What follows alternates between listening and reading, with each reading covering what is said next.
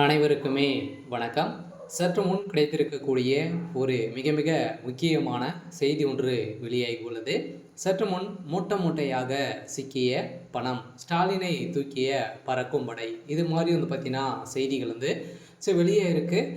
அனைவருக்குமே தெரியும், முதல்வர் ஸ்டாலின் அவர்கள் பார்த்தீங்கன்னா ஜெர்மனிக்கு சுற்றுப்பயணம் மேற்கொண்டிருந்த நிலையில் பார்த்தீங்கன்னா அங்கே இருக்கக்கூடிய மக்களை சந்தித்து அவருடைய வாழ்வாதாரங்களை பார்த்தீங்கன்னா முன்னேற்றும் வகையில் ஒரு நலத்திட்டங்களை பார்த்தீங்கன்னா செய்து வருவதாக சுற்றுப்பயணம் முதல்வர் ஸ்டாலின் அவர்கள் மேற்கொண்டிருந்த நிலையில் இப்போ அதிரடியாக பார்த்தீங்கன்னா முதல்வர் ஸ்டாலினுடைய வீட்டில் அதிரடியாக மூட்டை மூட்டையாக பணங்கள் சிக்கணும். அதே மாதிரி பார்த்தீங்கன்னா ஜெர்மனியில் பார்த்தீங்கன்னா அவர் ரகசியமாக 540 கோடிக்கு மேலே பார்த்தீங்கன்னா பணங்களை கொண்டு சென்றிருக்காரு அப்படின்ற மாதிரி இப்போ அஃபீஷியலாகவே தகவல் வெளியாக இருக்குது. இந்த தகவலின் அடிப்படையில் தான் பார்த்தீங்கன்னா இப்போ அதிரடியாக முதல்வர் ஸ்டாலின் அவர்கள் பறக்கம்படை தூக்கியதாக ஒரு தகவல் வெளியாக இருக்குது. இதை பற்றி இந்த வீடியோவில் நம்ம முழுமையாக பார்க்கலாம். அதுக்கு முன்னாடி நம்ம சேனலுக்கு இப்போ தான் நீங்கள் முதல் முறையாக வந்திருக்கீங்க அப்படின்னா மறக்காமல் நம்மளுடைய சேனலை சப்ஸ்கிரைப் பண்ணி சப்போர்ட் பண்ணுங்கள்.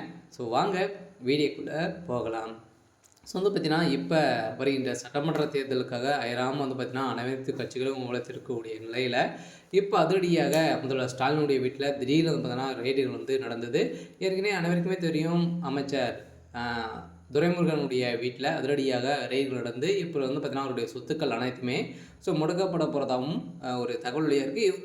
இன்று பார்த்தீங்கன்னா அதிரடியாக முதல்வர் ஸ்டாலின் அவர்கள் வீட்டிலும் ரெய்டுகள் நடக்கப் போகுது அப்படின்ற மாதிரி ஒரு தகவல் வெளியாக இருக்குது. இருந்தாலுமே அமைச்சர் துரைமுருகன் அவர்களும்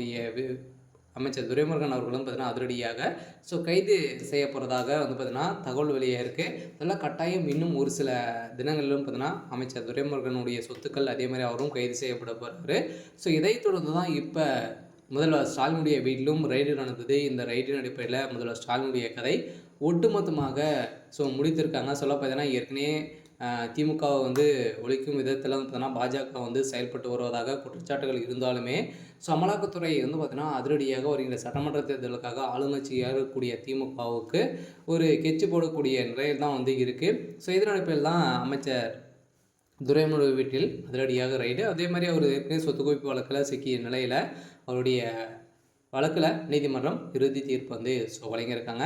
இதே தொடர்ந்து இப்போ தான் முதல்வர் ஸ்டாலினுடைய வீட்டிலும் அதே மாதிரி பார்த்தீங்கன்னா 2 கண்டெய்னரில் பார்த்தீங்கன்னா பணங்கள் கோடி கோடியாக பார்த்தீங்கன்னா இருந்தது. 540 கோடிக்கு மேலே பார்த்தீங்கன்னா இருந்ததாக முதல்வர் ஸ்டாலினுடைய குடோனியில் பார்த்தீங்கன்னா 2 கண்டெய்னர் இருந்த நிலையில் அந்த கண்டெய்னரில் பார்த்தீங்கன்னா பணங்கள் மூட்டை மூட்டையாக சிக்கியிருக்கு.